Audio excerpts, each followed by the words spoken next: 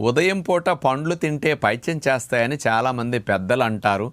అది మనకు అలవాటైపోయి ఈ రోజుల్లో చాలామంది పండ్లు ఉదయం తినటానికి కూడా ఆలోచిస్తూ ఉంటారు. ఇది మాత్రం తప్పు. ఎందుకు అంటే ఉదయం పూట అల్పాహారంగా రకరకాల టిఫిన్స్ ఏవో తయారు చేసి ఉంచుతారు ఇంట్లో.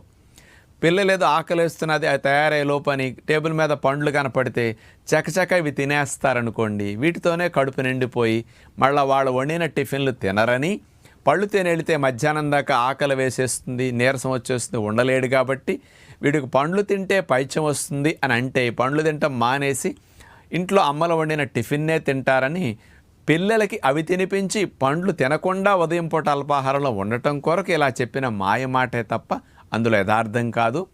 పండ్లు ఉదయం కానీ మధ్యాహ్నం కానీ సాయంకాలం కానీ ఏ పూట తిన్నా ఆరోగ్యానికి మంచిదే తప్ప అవి పైత్యం చేయవు, హాని కలిగించవు. అందరూ ఉదయం తినొచ్చు.